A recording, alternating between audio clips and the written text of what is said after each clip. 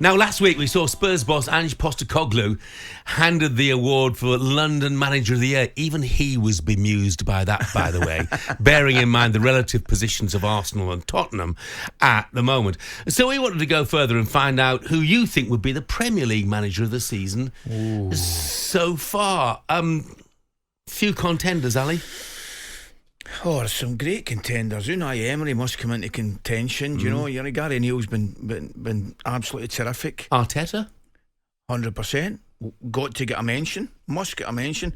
Big Ange's been great. I've got to say, I hear what you're saying about Muse, but they've been a great watch. I don't care what anybody says. Starting for the season, Spurs have been a great watch. Kind of, you don't know what you're going to get 1 minute from the next, but the one thing they'll attack. The defence might be under the cost. That Chelsea game will stay with me as one of the games I'll remember for the season. I think he's done well. I was going to throw in Moisey into the equation. Don't be naughty. Don't be naughty. Look, for me, Klopp's won it for me. It's Jurgen Klopp for me as well. Yeah. And I know you're going to say this is Klopp FM. We've got to play the part. He's won the Carabao Cup. Yep. He's in the quarterfinals of the FA Cup. They're still in Europe. Last season, Liverpool lost 9 times and finished 22 points behind Manchester City. This season, they've lost twice and they're a point ahead of Manchester City. I think the stats tell you it's Klopp. Oh, well, that's what I think. At this moment in time, I'm going for Klopp. Plus the fact, and it's a massive thing, look at the youngsters he's thrown in. Yeah. Dan scored a couple of goals there. Kuma scored up at the game at Southampton. McConnell. I just think he's, at this moment in time, there's still a long way to go in the season, but, Klopp gets it from me. Yeah. And by the way, how we could forget, I would walk 500 miles. They're all of course, coming in. I know. Idiot. It's embarrassing, absolutely. Isn't it? Look, not everybody agrees with us about Jurgen Klopp. 2 managers who some would have in contention would be Gary O'Neill at Wolves. Yeah. Unai Emery, you mentioned him, at Aston Villa. Joining us now to argue the case for each one, broadcasters Dan Bardell and Dave Azzopardi. Morning to you, fellas. Morning, boys. Morning. Look, let's start with Villa, shall we? And Unai Emery, 4th in the league, 55 points. 5 points above Spurs, on their way to Champions League. How much has Emery improved the Villa side, would you say, so far this season, Dan?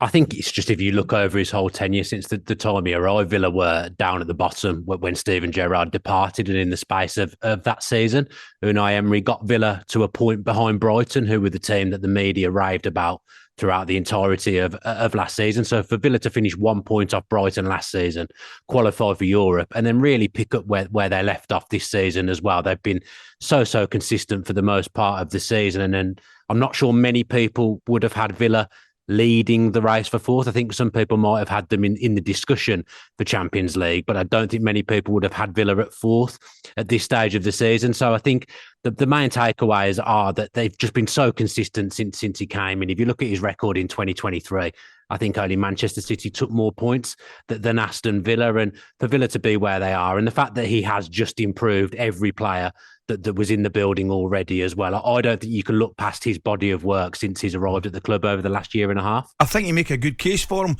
What's the biggest change in the side? Is it, obviously Watkins' goals has helped, but is it midfield? Is it goalkeeper? The goalkeeper's been excellent. Is it defensively? What's the biggest change for you in the team? I think it's that he has got the most out of every player that was there. So I think those players that were playing under Steven Gerrard, I think they were probably playing at the bottom end of their capabilities.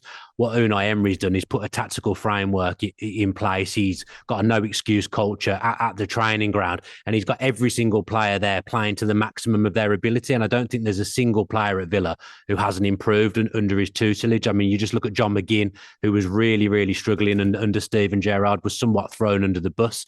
In fact, now he's probably Villa's best and most important player. And even players that were already top quality, like Emi Martinez, he's improved things in his game. Ollie Watkins' record speaks for itself. So I think it is just the fact that he's got the best out of every single player that's there. And I think there's still room for some of them to grow as well. Just very briefly, Dan, are you worried about losing him, maybe to a Liverpool? No.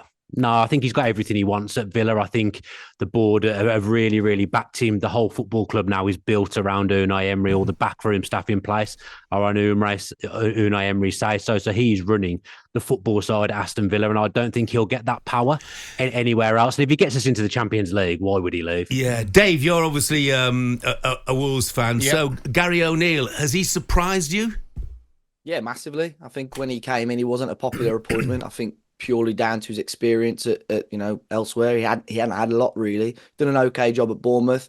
Well, I'll say more than okay really, but to give him a chance, it was a big ask I think for Wolves. And I think the way he's gone about this season is fantastic. He had no pre-season. He had a squad of players that were sort of down and just all over the place after the last sort of 2 or 3 years at Wolves under Nuno, Bruno Lage and Lopetegui. And what he's doing is fantastic. He's got us scoring goals. The team spirit's probably as good as it's ever been, really. Got us beating teams that we never expected. And I think in terms of league position, where a lot of people are expecting Wolves to be, maybe go down or at least be in a relegation battle, for us to be at the moment mid-table and still in the conversation and an outsider for Europe is an unbelievable achievement. So he's done a really good job so far. Where can they finish? What is achievable for Wolves, do you think? I still think 7th is achievable, and to break into Europe, I just think at the moment between us and there's still a lot of quality, and Wolves will have to go on a very good and consistent run to reach it. We've got the quality, we've just got to keep the squad fit. Obviously, we've got a few injuries at the moment, which are holding us back. But, we've got the likes of Newcastle, Brighton, Chelsea may come back into the conversation, West Ham, obviously. So there's a lot of quality still there, but it's definitely doable. Wolves have got the quality to do it. And under Gary O'Neill, he's continuing to surprise us. You've got a tough run. You've got to play all the top 4 yet. 3 of those are away from home. Why would you put Gary O'Neill above Unai Emery or Jurgen Klopp? I think in terms of the job that he's done, I think, like I mentioned earlier, if you look at the start of the season, the tools that these managers were given, Emery, of course, has done a good job, but you would have probably expected him to be in and amongst the picture for Europe. Same, obviously, with Klopp and Pep and so on. With Gary O'Neill, everyone was expecting a manager to come in a couple of days before the season, a squad that was all over the place, not scoring goals. I think you would have had them down for one of the teams to possibly go down. The fact that he's probably 8 to 10 places above where he should be, still in the FA Cup quarterfinal, still in the conversation for European football. I think the job that he's done, considering what he was given at the start of the season, is remarkable, really, and deserves recognition for that. TalkSPORT Breakfast, waking you up Monday to Friday morning from 6 a.m. on AM, on DAB, via the TalkSPORT app and on your smart speaker. TalkSPORT.